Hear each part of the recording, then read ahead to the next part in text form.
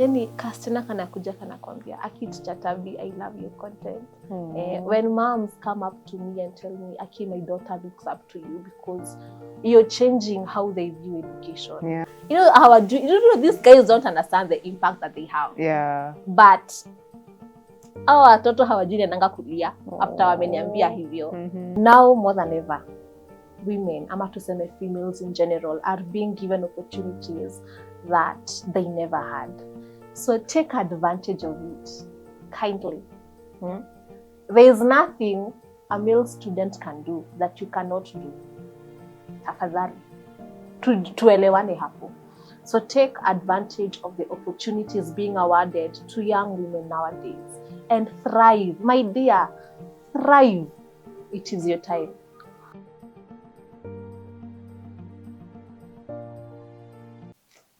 Hi. Hi. How are you today? I'm very fine. How are you? I'm fine, thank you. Thank you for joining us. It's my pleasure. Hey, it's an honor to be here. We are glad. So kindly introduce yourself. Tabby Wathaya Gishohi, better known as Teacher Tabby on my socials. Yes. All right. Let's kick things off. If you had a superpower that could instantly make one change in education with the help of social media, what would it be? A superpower. It would be, I wish I had the ability of providing learning materials to every single learner, whereby maybe I create an app. Nakumbuka hii ni maneno ya superpower. Yeah, so I create an app where if maybe a teacher requires a certain learning material, they log into the app, they type in what they need, and it appears. Yeah, if they are talking or if they are being taught about maybe early man, Egyptopithecus anajitokeza. If they are being taught maybe about world wars, they find themselves magically there. Yeah. Safe, but there. Yeah. Wow. Social media can sometimes get a bad rap. How do you manage to use it for educational purposes while keeping things fun, engaging, and safe? So there's this saying, Sasheng saying, watu hukubeba vile unajibeba. Yeah, so I feel like the fact that I keep it education mostly, sijapata issues za your bad rapness, if it's a word I can use. That's amazing. So what was your aha moment when you realized social media could be a game changer in education? When this was after posting one of my most viral videos, where I was with my former learners, because right now ni comrades, say ni comrades, but it was one of my first viral videos, and we were partaking in a challenge. The Men Can Lie, ile wimbo ya kina Brandy Saru, yeah. So like young ladies began DMing me, and they were telling me how they wish they were told this early enough, because wamepitia kwa mikono ya wanaume. So that was when I was like, kumbe like tuko hapa tuna create content with the intention of just joking, but there's a message you can pass with every video you're posting. There's a message you can pass. Yeah. So that was my aha moment. Wow, that's beautiful. As a female educator, how do you use your platform to inspire other women and girls to pursue their dreams, especially in the fields of education or technology? I'd say by showing them that it can be done. Wow. Yeah, as simple as that. By showing them, like, there are women in that space. Kwa hivyo, if there's a woman who has made it, what makes you think you can't? What makes you think you can't? The glass ceiling is breaking. Kwa hivyo, you can do it. Wow. Wow. Have you always had this mindset of you can do it? Yes. Thanks to Mr. and Mrs. Gishohi. Wow. Yeah, growing up, that my parents were always like, hey, Tabby, you can do whatever you set your mind to. Wow. Yeah, they were always encouraging me and my siblings. Yeah, so by the way, I never grew up with the mentality of siwezi fanya kitu.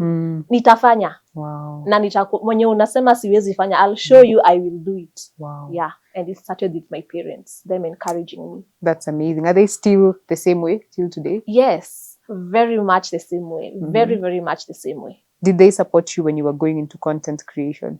At first, my mom was a bit confused. She was like, "Tami, unafanya nini? Punguza ukatun." But my dad was always like, "Have post, unaona like you're talented." And then later on, my mom began saying, "Oh, by the way, there is something she's actually doing." Yeah. And Sai, she pushes me further. Wow. Yeah, she even gives me ideas. Wow.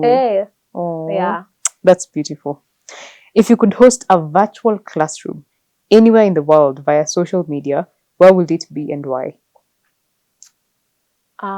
It would be in rural Kenya. Yeah, rural Kenya. Huko mashinani, huko kwenye tunasema kahotini. Huko ndio ninge host a virtual lesson. Why?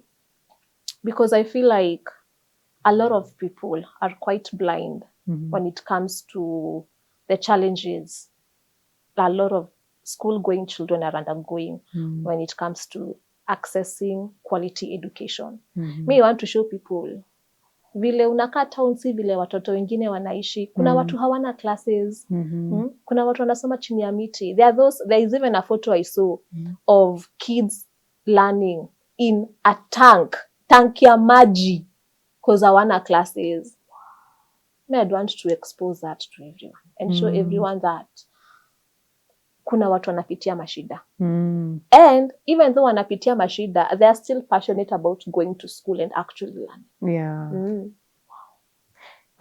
Do you think people raised in town take for granted the access that they have? For sure. For sure.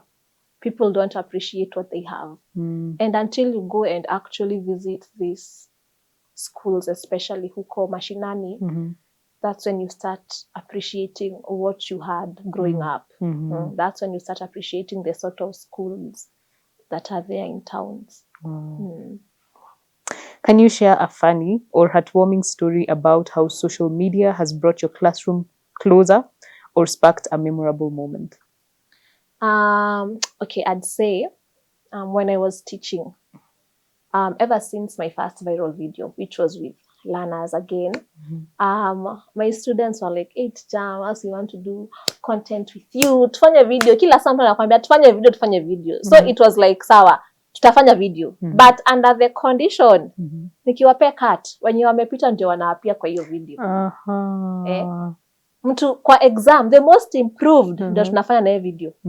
So it became like a reward system. Yeah, for them. Wow. And it worked. For real? Yeah, it worked. Oh my gosh. Have some of them been inspired to now go ahead and create content themselves, to become content creators? Yes, a lot of them actually. Really? A lot of them. And by the way, what people don't know is that I began content creation because of my students. Mi sikuwa nataka kupost. By the way, nilikuwa tu wale watu wa unaingia tu social media, ukipitia tu pages za watu. But my learners walikuwa wananiambia, "Teacher, unje uko na nyota ya social media." Nasema, okay, sawa. So they used to bug me, let me say bug, that ni post, especially one specific learner. In fact, let me give a shout out. Shout out. To Ronnie Gashomba. Sahi, he's a comrade. Sahi ako campus. So thank you so much, Ronnie, for always asking me to post, for pushing me to post. Singekuwa hapa kama sio wewe. Yeah, that goes to show you that you never know where inspiration can come from. Yeah. For me, it was my learners. Most of the time when we hear stories about teachers or do interviews with them, it's mostly about how they inspired students. We don't hear about how the students inspired the teachers. Yeah. So that's very beautiful. You can learn from each other. You can. And this is what happens when you create a friendly environment. Si wanakuona wanaona tu mtu amejaa makasiriko. They think that kusoma means makasiriko tu mingi. No. You can be friendly without being friends.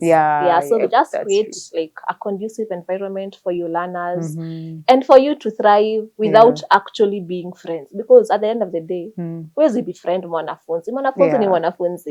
So you need to have boundaries, but be friendly. Have you always taught that way? Has that always been your mentality regarding your approach to teaching? Yeah, Why? because of my teachers. So I think like most Kenyans, mi nimepitia the 844 system. Yeah, and I had teachers who took on a friendly approach and teachers who took on a not so friendly approach. Yeah. And I will tell you for free, the teachers that took on a friendlier approach were the teachers I respected more, were the teachers who inspired me and made me want to actually study harder. Huyu wa mwenye kila sana kuja kutuchapa. Corporal punishment has been banned, but walikuwa wanatuchapa. Mi sikuwa, I was reading because nilikuwa naogopa. And that's not, that's not good. Yeah, you should not want a learner to study because anakuogopa. Unataka mwanafunzi asome because anaona umuhimu ya kusoma. Yeah. So that's why I personally chose to be the friendly teacher. And also, like, we live in an age where mental health it's vital. It is. It's vital. And I never wanted to be a reason as to why a learner feels like sasa hii maisha ni ya nini. Because we've had cases of students taking their own lives. And unfortunately, some teachers contribute to that, whether they know it or not. So why don't you just create an environment where, your learner feels safe, your learner feels they're heard. Wow, that's beautiful. Obviously, I'm sure not everyone was supportive or is supportive of this approach. So did you face any challenges with other teachers or administration regarding your friendlier approach to students? Yeah, a lot. I faced a lot of fighting. Let me call it fighting. Yeah, some of my colleagues really supported me and actually shared the same ideology as me, that let's take on a more friendly approach. But kuna wengine, especially the older generation, they were wondering, umekuja sasa kutuambia nini? Sisi tumekuwa tukifanya hivi for the past 2 decades. So what are you telling us? And you're like, at the end of the day, maybe it worked 20 years ago, but right now you're dealing with a different generation. So you need to be flexible enough to, to change your ways as time changes. That's true. Wow.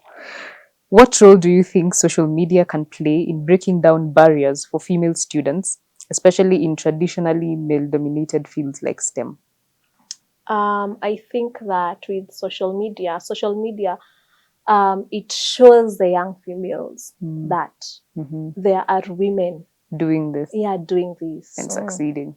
Yeah, and they're succeeding. Wow. So at a way you can do it. I mean, come on. Social media is big on representation. It allows us to be represented, to see ourselves in other people. Exactly. So if I see Chatabi doing this, I'm like, why would I not be able to do it as well? Exactly. Wow. Okay. What inspired you to work in education advocacy? You work in education, but you also work in advocacy. So what inspired you to do that? I'd say, first of all, I think it's inborn. If it can be genetic, I think it's genetic, because my mom is the same way. Really? Yeah, my mom is the exact, if not even to a higher degree. Wow. Like, she always fought for her learners' rights. Always. In fact, Sahi, because she's retired, whenever I meet her former colleagues, hizo ndo vitu wananiambianga, mamako hako anataka mchezo na watoto wake. Wow. Yeah, so I feel like I get it from my mom. And I've always been this way. In fact, I wish ningewabebea report card nikiwa class 1. Mrs. Maina, my class teacher, nikiwa class 1, aliandika hapo, Tabi always fights for her rights and other people's rights. Come on. So I think it's inborn. Wow. And I'd also want, I usually ask myself, mimi ningetaka aje? Is this what I would want for myself? No. So I want, especially like school-going children, I want them to be treated the way we wished we would have been treated. Wow, that's so nice. That's beautiful. Do you think your that you work now in education generally, and that you are a teacher, is inspired by your mom? Very much so. I would say yes. Yeah. Okay. Yeah. Is that what you wanted to be growing up, or is it now growing up in that environment where your mom is a teacher and you're seeing the impact she has on her students? Did you have another career, then you came down this path of teaching? Well, growing up, I wanted to be a lawyer. And you look like you could be one. Yeah. Yeah, I wanted to be a lawyer actually. Wow. Na hata nikaingia kampo, yeah. Oh. But I swapped later on because I was like, hey, Miyaki, it's not in me. It's something that I wanted to do because maybe watu wanakwambia, be a lawyer. But it was not in me.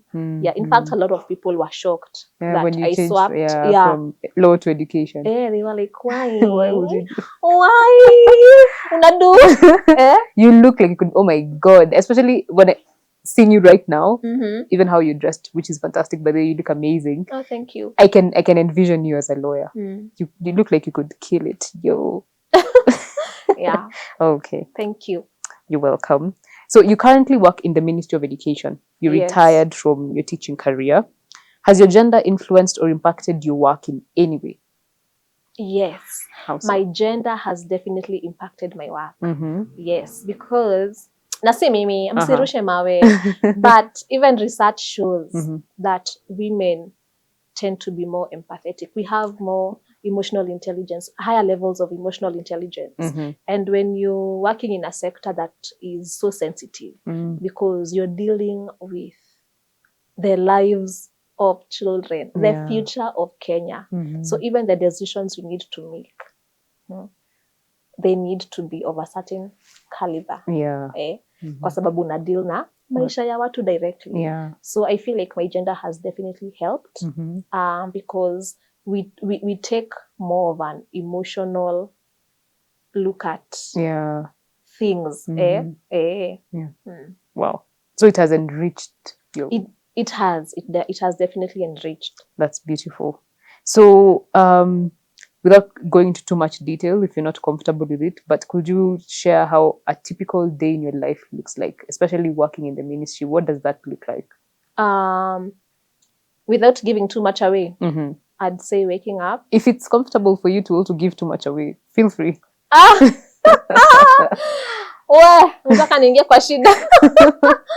But I'd say every day is different. Every day is different. Depending on the assignment that you've been given. Yeah, but it mostly entails field work. Unaamka kwenda shule fulani. And depending on what you're going to go and do there, acha sitasema ni nini. Yeah, but unaamka unaenda shule fulani, you go do your work kwa hiyo shule. Then you go back and report to your boss. Oh, okay. So when we were in high school and we used to hear someone from the ministry is coming, and then we're rushing to make sure the school is clean. You were those people now? Yeah, we were those people. Hey, okay. Mkubwa anakuja. Mkubwa mdogo. You guys were the ones who are making, the principals are running up and down. Oh my God, the school needs to be spick and span. Very clean. We need to eat good food today. So you're those people. Okay, Chatabi, I see you. I see you. All right. In an interview with Parents Magazine, you mentioned that motherhood has completely changed your outlook on the Kenyan education system. Yes. Kindly explain how. Hey, motherhood. Tuseme tu, first of all, motherhood changed me. It changed me. Yani, how so? In a way, it made me... when you become a mother, you look at the world with a different lens. I will tell you that for free. You know, when you become a mother, what they don't tell you is that it's like watching your heart function out of your body. So when I became a mom, it now became very personal to me because my daughter is the most important person in my life. The most important person. And I would want to make the world better for her, not only given education, but the world. Yeah. So it completely changed my perspective on education and the whole outlook. I basically want to make everything better for her. So right now, when I look at small kids in schools, I don't see so small kids. you I see my daughter. Yeah. I see my daughter. So it has become extremely personal. Yeah. Wow. Okay. What are some of the biggest challenges you've faced in education, and how have you overcome them? The biggest challenges as a teacher. Yeah, as a teacher and currently someone working in the ministry, generally your journey in education. Okay. So I'd say that I feel like lack of support. Yeah, lack of support. And I feel like I'm talking on behalf of so many teachers. Let me self-appoint myself. Yeah. Sometimes we feel like kufunza we kukuwa mwalimu ni kazi ngumu. It's not a matter of just standing in class and delivering content. There is so much that goes with teaching as a career. You become a small mom and a small dad to so many. And as much as kuna watu upenda kusema teach and go home, wewe fundisha na uende home. You can't. You can't. Because when you mingle with these learners, you end up wanting the best for them. Because hawa ni watoto. And these are the future of Kenya. So I'd say that lack of support, because sometimes you'd find that maybe even the parents themselves are not supportive. Wewe umejitolea, unataka mtoto wake apate grade nzuri. You want that learner by the time anamaliza high school, because nilikuwa nafunza high school, like awe na discipline instilled in them. And you know, sometimes you might call the parent to come to school so that you can discuss maybe the way forward, because maybe huyu mwanafunzi hakusikizi. You're trying to help them haski, so you want to now collaborate with the parent. Mshikane mikono. Wewe ukiwa shule unafanya kazi yako, yeye akiwa home afanye yake. But some parents hawako huko. Hawako huko. In fact, you wonder why you're calling them. Unamwambia akuje shule kufanya nini? Doing the most. Exactly. But then let me tell you, you know, me, I've even had learners, the parents of learners, coach their kids how to lie to me. What? Imagine. So, mind you, you're making a follow-up because you actually care about this child. But mzazi mwenyewe anakalisha mtoto chini kumwambia vile atakuja kukudanganya kama mwalimu. Na unajua at the end of the day mwanafunzi ni mwanafunzi. Wewe unatumia ujanja yako kama mwalimu. You find that you end up finding out kumbe mtoto alikochiwa kuja nidanganye. Oh my God. So you're like, okay, now what do I do? I'm trying to help this child. Mzazi hataki. Unaona? Sometimes maybe the school admin wanashangaa. Na wewe unasumbua. So I feel like lack of support might be one of the biggest challenges that I faced when I was teaching. So I feel like, so this support, from how you've explained, I feel like it's not just from the school, it's not just from education itself, it's also from the parents. So how do you feel as a community, as a society, we could do better to support teachers? I would say, discipline your kids, please. Please discipline your children. Your teachers are having a very hard time in school. I will tell you that for free. By the way, no offense, but wazazi wameachia walimu discipline. Because you'll find that if maybe mwanafunzi ako boarding school, most of the time ako shule, right? And when they are home, mzazi, and we are not faulting parents. Lazima, you have to work. So they barely see their parents. And some even go to the extent of kupeleka watoto ushago. Unaona? So at the end of the year, ukiangalia the days you have spent with your child, I promise you they are less than 4 days. So who's going to discipline your child? Discipline begins at home. Like, parents really need to take initiative with that. So I challenge the parents. Kwa uzuri, si kwa ubaya. Wow. Indeed. And what do you think about now teachers who take it overboard? We've seen a lot of videos about kids who have been bruised, some who have lost consciousness. What do you feel about that? Corporal punishment, just that caning, that kind of punishment. What's your view on that? How do you feel students should be disciplined effectively to get results? Is it caning? Does it work? Or should we have a more holistic approach, maybe talking to students, engaging them? From your experience, what do you think works? So I'd say this, speaking as Tabby. Yes, as Tabby. I'm not speaking on behalf of any institution, no, but speaking on behalf of Tabby. Tabby, the teacher Yes. Tabby, mwenye amefunza wanafunzi. Yeah, especially high school. I'd say this, in my experience, with this generation, first of all, corporal punishment, it was abolished. Yeah, long. Yeah. So hiyo kwanza toa. But I'd say take a more holistic approach. First, take time to understand your learner, because different types of punishments work for different types of learners. Yeah, true. Is there any, let's say, issue you found across the board? Maybe students were acting out in a certain way, they were indisciplined, they were rude, whatever. And a common thread, maybe perhaps you found, let's say in high school students, this is actually what is disturbing them. This is what you should be addressing and not this. That changes how you now discipline them. Is there any, maybe like right now you said mental health is a big issue. So could it be like mental health is the issue we need to be addressing as a society? Is there an underlying issue? It's not just, it's expressed as in discipline, but there's an issue beneath it. Is there anything you've seen? Yes. And number one is actually mental health. Some learners are acting out because they don't know how to deal with their issues. Yeah. Number two is learners nowadays are exposed to so much. So some are acting out because of what they see on social media, what they see on TV. Yeah. Wow. So I feel like we should first address those issues before when they ukemee huyo mtoto. Fanya tu homework yako, try and find out what's going on. Wow. What advice would you give to young women or aspiring educators who want to combine technology and education but aren't sure where to start? First of all, even thinking about it is a start. So congrats to them for even thinking about it. Then I'd say try and find a community.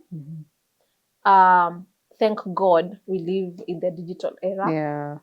So it's just a matter of even kwenda kwa web and searching. So are there any women who inspired you to get into this space? To be and to also combine technology and education? Did you have any icons, any people you are looking up to? In education, yes. Na nimemtaja mara mingi sana, but my mom and my history teacher in high school. Okay. And anyone who inspired you to now combine technology and education? Or did you just, your students said, uko na hiyo nyota? And you're like, indeed I have the nyota. And you're like, because you could have the nyota for content creation, but you become a content creator, general content creator. But to still do it in education, did someone inspire you to do that? Or did it just feel right? It was your calling? It just felt right. Yeah. I think after hiyo video ya Men Can Lie, and when I saw that you can actually impact knowledge on people using these videos, I was like, you know what? I'll do that. That's beautiful. If you could go back in time, how would you do things differently to ensure you thrive as a woman in education? Imagine I wouldn't do things differently. Really? I wouldn't, because I feel like there is beauty in appreciating the journey. As it was, as it is. Yeah, because if I had done something differently, maybe singekuwa hapa. Yeah, true. No. So I wouldn't change anything. Wow. Contentment. Yes. Wow. All right. International Women's Day is all about celebrating women's achievements. Who are some female educators, past or present, apart from your mom, who have inspired your journey? Female educators. Female educators. Yeah. So there is Mrs. Simbiko. She was my high school history teacher. Yeah. Hey, that woman. Hey, umeona mtu anakufunza lakini huoni ni kama unafunza. Yaani inakaa tu ni kama ni story. Lakini kumbe ni content and a pump. But the way she's doing it, hey, that woman. Yeah. So definitely Mrs. Simbiko. Did she influence how you teach as well? Did you take on that approach? Yes, I definitely took on that approach. When I was teaching, I really tried my level best to give in every lesson real life experiences. Wow. Ndio mwanafunzi asisahau. Yeah. And funny thing is, students tend to remember those examples. Yeah. They're personal. They feel real. So yeah. Wow. So Mrs. Simbiko, definitely. And I'd say right now, because even my current job, these women are educators. Yeah, my bosses, which is really inspiring. My bosses are actually women. Yeah. Wow. So it's so beautiful watching these women stand on business. Unaona tu na feel to like, oh my God, this is so inspiring. That's beautiful. It's a good thing to be inspired by your boss. It's good, it's rare. Not everyone is inspired by their boss. Wengi wanachukia bosses wao. Yeah. For me, I am inspired. Wow. That's amazing. You've made an impact online, but we want to know what's been the most rewarding part of using social media to teach in real life? In real life, the most rewarding experience, I'd say, is when little girls come up to you, when they recognize you. Tusichana tudogo, mimi hiyo kitu unishtua. Like watoto wako in upper primary and lower primary. Yani kasichana kanakuja kanakwambia, Aki Tuchatabi, I love your content. When moms come up to me and tell me, Aki, my daughter looks up to you because you're changing how they view education. You're making them see that education is fun. You know, these guys don't understand the impact that they have. But hawa watoto hawajui naendanga kulia after wameniambia hivyo. So yeah, I think that is the most rewarding part of it all. When people tell you you're changing how they view the system, and they tell you you're changing it in the positive. Unajua kuko na change in the negative. In the negative. But mtu akikuappreciate anakwambia Aki, keep going. You're inspiring us. Katoto kanakwambia you're inspiring me. You're like, oh my God. I also love seeing the change in education, because normally we think of education is very boring. First of all, stereotypically we think of it as boring. Sijui nitafute kiboko hapa. Unasema education is boring. We think of it as boring. Yeah, it's true. People who do education, most of them, we think they either failed or they didn't fail. They just didn't know what to do after high school, and education was there. So they did it, and then they'll figure out what they want to do as they go along. So, or mostly now how we view teachers, they're very rough, they're harsh, they're rude. It feels like they hate you, actually. So to see the change that is happening in the education space, it's very inspiring. I wish I was a child at this time. I feel like they are being raised by people who are more self-aware, who are more kind, more human. They're treating them like human beings who matter. So I feel like it's a privilege to be a learner at this time. I hope they appreciate it in hindsight. I don't think they will now. Maybe they think that's the status quo. This is how learning has always been. Teachers tell stories and it's fun and you enjoy. They will be hearing about the bullying when their parents tell them, and that time they'll think it's just rumors, fiction. I hope in hindsight, they'll be able to appreciate that they had teachers such as you and others who are also putting in work to change learning for students. Kuna amazing teachers out there. And you can watch them on TikTok and feel inspired. Like, wow, Aki, for sure education is changing. It is changing. Right now you can see someone and want to be a teacher. You could actually want to be a teacher. Like normally I was like, teaching, nope. But then you see how people are passionate about it, how they're teaching their students, how the students are responding to them, and you're like, wow, it's an honorable profession. I think you're bringing back honor. It's a noble profession now. You're bringing it back. So utafanya kichwa ifure ivimbe. Surely. Ndashindwa kuenda home. Kichwa itakuwa imefura hivi. We'll be learning. It's fine. We're here to learn. All right. So finally, let's get creative. If you could create your own social media hashtag, to represent women in education, what will it be and why? I think it would be buddies in education. Oh yeah, you talk about that actually in your TikTok as well. Yeah. Buddies in education. Being a buddy. Unajua buddy, watu fikiria buddy ni a promiscuous woman, a woman after men's money, a woman who's just there drinking and any hana akili. No, excuse us. A buddy is a woman who knows exactly what she's doing. A buddy ni mwanamke amesoma. A buddy is a woman who appreciates looking good. And also somebody who has something between her ears. So buddies in education, why not? Shibu kwanza angalia poambia buddies in education. Buddies in education. Yes, sir. Pretty girls and women changing the face of education. Oh, that's beautiful. All right, now we're going to a very fun segment, quick fire. It's about blending fashion, education, and awareness. Okay. 1. If you could design a back-to-school fashion line inspired by your role in education, what will it look like and how would you incorporate social media? Back to school. So hii ni ya wanafunzi. Yeah. So a back-to-school fashion line. First of all, tie ni lazima. Najua wanafunzi hawapendi kunyonga tie. Mi sijui beef ya wanafunzi na tie ni gani. But I think ina represent kufungwa. Oh, kufungwa. Unasikia kuko prison. Sasa, na sisi hapa tunavaa tie kama tumemaliza shule. Umemaliza na usikika uko prison. Oh, it's because I have freedom. Oh, sasa now I have news for you. Too bad. Tie mtavaa. Oh, no. So hata mimi kwa my back to school fashion line, tie ni lazima.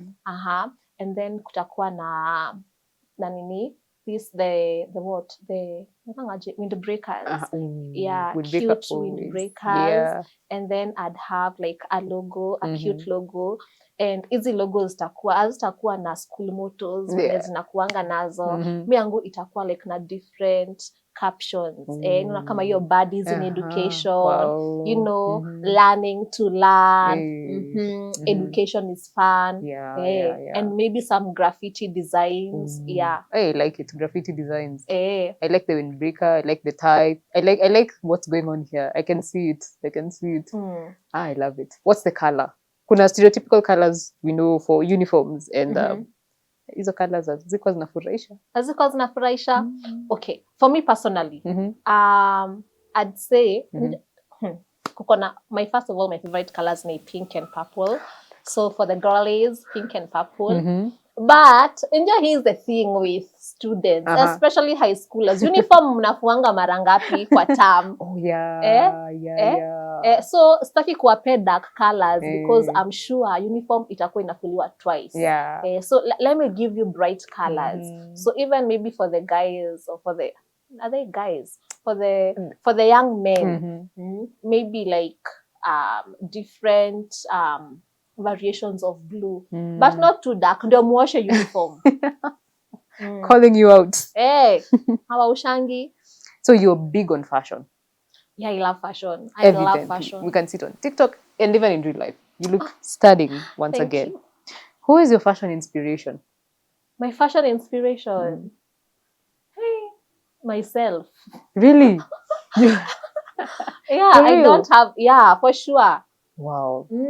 There's no one you're like, this is the person I would use to create my style. Imagine, no. Wow. No. As in, a specific person, ati napenda style yake. Or like a brand, a fashion brand, and be like, I love their clothes. This is what I'll be looking for when I'm creating my own outfits.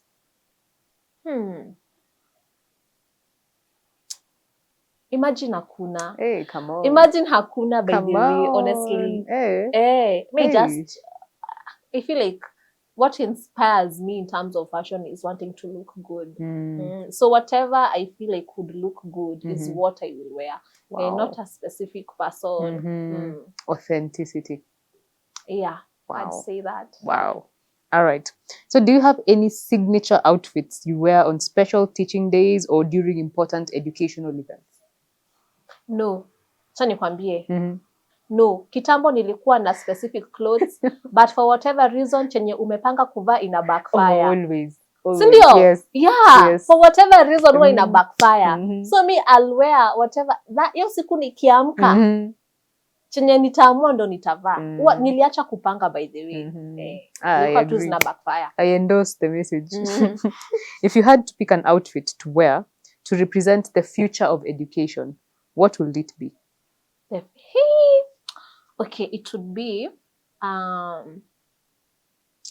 like a suit, yeah, like a nice power suit, of course, na tie. Yes, and then the future of education, to represent the future of education. Yeah. Maybe I would incorporate some technology, for instance. Maybe have, because I also love brushes, so kwa brush, like you can scan. Yeah, you can scan it amata kwa like the sleeves of the suit. Like you can scan it and get educational materials, from wherever you are. And also use, biodegradable material. Wow. In an interview with Parents Magazine that the audience can find on our website, you mentioned that you started wearing heels to make a statement. Students thought they were treating you as if you're the same age, and you decided to remind them, actually, you're not. So you used, in that instance, you used fashion as a statement to express confidence, professionalism, and empowerment. Yeah. So as a female leader in education, you're a role model for many. How do you use your fashion sense to express confidence, professionalism, and empowerment at work? Okay, so I'd say I use my fashion sense, first of all, to express myself. Because I'll tell you for free, when I started wearing ties, people were so confused. Wanashanga Tabi, why? Why are you gay? Hata TikTok niliulizwa hivyo before watu waanze kunizoea na ties. They were like, are you gay? And I'm like, what? It's tie. It's a tie. What? I'm surprised. Yeah, imagine nilikuwa naulizwa hivyo. Wow. So I feel like the fact that I like taking, and I like it when women take masculine pieces and make them feminine. Yeah, I really love that. Yeah. So I'd say the fact that I didn't stop, yeah. And until hata dressing imeniingiza shida hata nikifunza. Really? Because like the tucking in of the shirts, not everyone likes that. I don't know why. Sijui kwani walimu wanafaa kuvaa aje, please. Very boring clothes. No. Very boring. Like you can slay, and be confident and still be a teacher and keep it decent. Yeah. Yes. Because I feel like a lot of people, especially the older generation, they confuse indecency with being fashion forward. Yes. Yeah, that's true. That's true. Because hata ukipelekwa mbele you're indecent. When somebody actually takes like a critical look at you, you're not indecent. Yeah. You're just dressed differently. Yeah. Which is not even differently. You're in official clothes. Exactly. But ni season you wamezoea. Unexpect. Nananga zile suti za walimu wa CRE wa kitambo. Oh my gosh. Wow. I can see it. Yeah, sasa ndavaje hivyo. Like I won't even be confident standing in front of a classroom. Hata ndakuwa najishukushuku nafanya. I'm just like, oh my God. So you can be decent and official. Yeah. But still fashion forward. Yeah. Please release our teachers. Aki, please release them. Release them. Lord. And I feel like even for students, it makes me I'm more engaged. Like the way the child has dressed, they're not boring. Yeah. They're lively. They've engaged my mind. I'm like, my focus is there. My attention is there. You look nice. Why would I be looking elsewhere at the roof, whatever, the ceiling? I'll be looking at my teacher. What are they talking about? And it's also inspiring to me as a student. Let's say if I was not dressing properly, maybe if I wasn't tying my tie, or if I just didn't care about how I presented myself. If I saw how my teacher dressed, it would challenge me. I'm like, I also want to look good like my teacher. My teacher looks good, so it inspires me to look good. Yeah, I feel, and teachers have such a huge impact on children, on students, even without speaking, even without teaching. How you present yourself, how you carry yourself, it has such a huge impact on kids. They're like, oh, this is how a grown woman dresses. This is how a teacher dresses like. This is how a professional working woman dresses like. So please release our teachers, I beg. Yeah, it's true. And whether it's true, and there's even a learner, Mhm. like ile time nilikuwa nafunza alikuja akaniambia, Mm. by the teacher, unajua sisi hata hatuwezi untuck. Tuta untuck aje and you Aje. always tuck. Exactly. Sisi hata hatuna nguvu ya kusag tie. Mhm. Tutasag aje Exactly. and wewe you always like Yeah.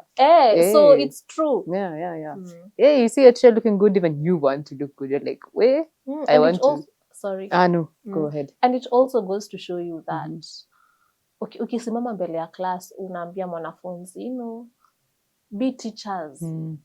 But wanakuangalia wanashangaa, wewe unakaa ni kama ulikuwa kwa shamba. Exactly. So wanashangaa unawaambia wale walimu ndio wakae kama wewe aje. And by the way, you don't even need to spend a lot of money. It's just a matter of understanding your style, understanding your body, and kama mimi am a body on a budget. Mimi zile nguo nikikuhesabia zile mimi navaanga mitumba. And they don't cost a lot of money. Yeah, they don't. But because I understand what I want, and if something doesn't fit me properly, I go and get it tailored. Yeah. So hata nikisimama mbele ya mtu, you're addressed the way you dress. Yeah, that's true. So Jumesama, you buy mitumba. Where are some places you go shopping that people, what one is our plug here, they go and find good pieces? Honestly, hawkers were town. Hey, town hawkers were saving lives. Hey, actually, let me tell you, own your plug. Yep. Unaingia town at 2K. Yeah. Nakwambia chenye unatoka nacho huko. Yeah. So mostly I shop from hawkers in town. Hey, shout out hawkers in town. Yeah, shout you out. guys save lives. Yeah, they do. And I am so grateful because you always make sure I look good. Yay. Social media influencers often set trends. Do you think educators can use their personal style to start trends in the classroom? And if so, what kind of fashion movement would you love to see take off among teachers and students? Okay, so first of all, style is subjective. Yeah. Yeah, style is subjective. No. My type might not be your type. Yeah. So I'd say keeping in mind decency, because decency is a huge part of being a teacher. So just you can be decent but put your personal spin to it. That's true. So what would a fashion trend I'd love to see take off? I don't think there's a specific fashion trend I'd love to see take off, but I'd just like to see people embrace individuality, but keeping it decent. Wow. That's a good answer. All right. So what's something your followers or your audience, your students, do not know about you in terms of fashion or your personal style? Okay, so I'd say what they don't know about me. Yeah. Okay, a majority of my audience didn't know that I have tattoos. Okay. So I do have tattoos, like several tattoos. I have like a sleeve tattoo and others. Yeah. So majority of people didn't know that because I keep them covered. Because a lot of the times when I'm shooting, when I was a teacher, I was shooting in school.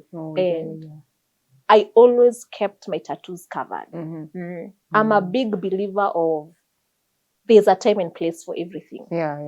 And tattoos are like accessories. So showing them off at work, especially as a teacher, I feel like, apana, just keep them covered. They are more of a distraction. You want your learners to focus on the content you're delivering. Rather than the art on your body.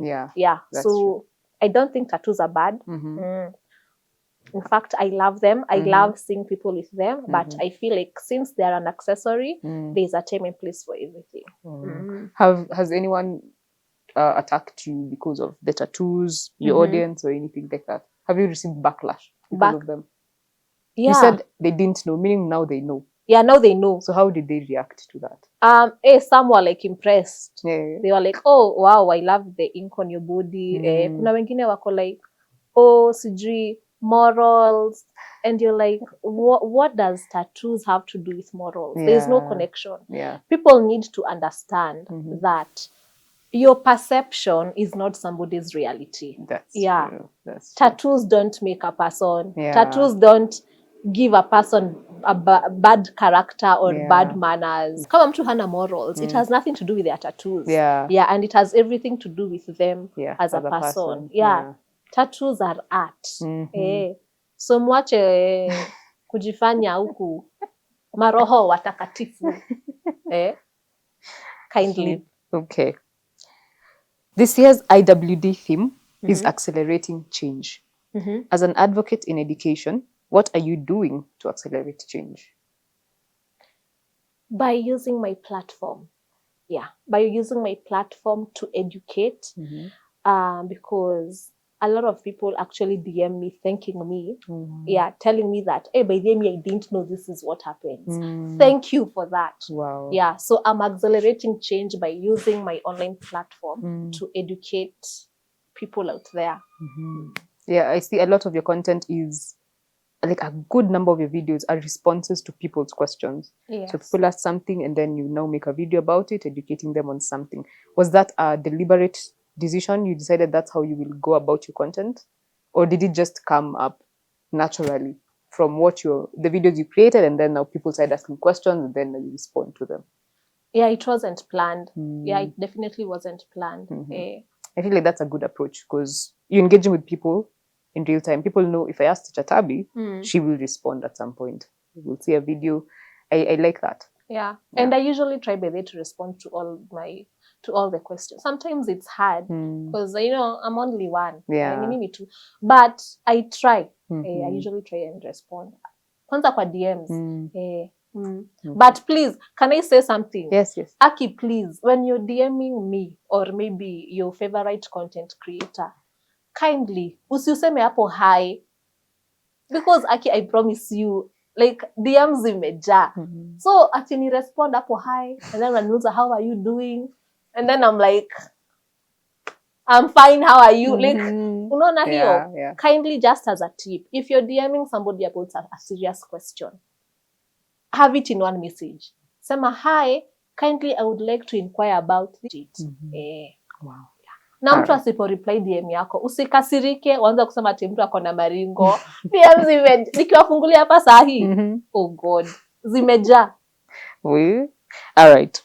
So what message can you share with female students today on IWD? Now more than ever, women, ama tuseme females in general, are being given opportunities that they never had. So take advantage of it, kindly. There is nothing a male student can do that you cannot do. Tafadhali. Tuelewane hapo. So take advantage of the opportunities being awarded to young women nowadays and thrive. My dear, thrive. It is your time. Oh, that's beautiful. Okay, so finally, send a message to your younger self. Hey, a message to my younger self. I'd say this. Tabby. The thief of joy is comparison. And I'm saying this because I used to compare myself with others a lot. Yeah. So be patient. Rejection is redirection, and God has a plan for you. You might not be aware of that, but trust me, God has a plan for you. Yeah. So all the doors that shut on your face, God was planning on opening bigger ones. Yeah. So be patient. No, sorry. Finally, a message to your daughter. A message to my daughter. Number one, I love you so much. You are the most important person in my life. Sahi, you're very clingy because you're 3 years old. And I love that for me. Because najua kuna time itafika. Ukifika teenager, utakuwa ukitaka story zangu. So I'm soaking up all the cuddles right now. But I want to say, because I also know in future we are going to disagree on quite a number of things, but my love for you will never change, and you inspire me so much.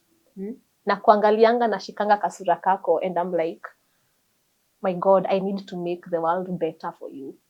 Yeah. So you're my biggest inspiration. Yes, thank you. Finally, to your mom, who inspired you in your journey. Sasa, you want me to try some more?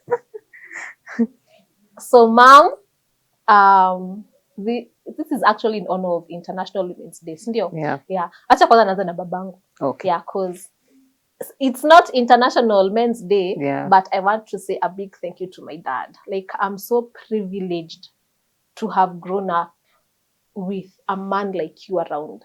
Yeah. A man who I can confidently say was never shy to talk about issues that other fathers are shy to talk about.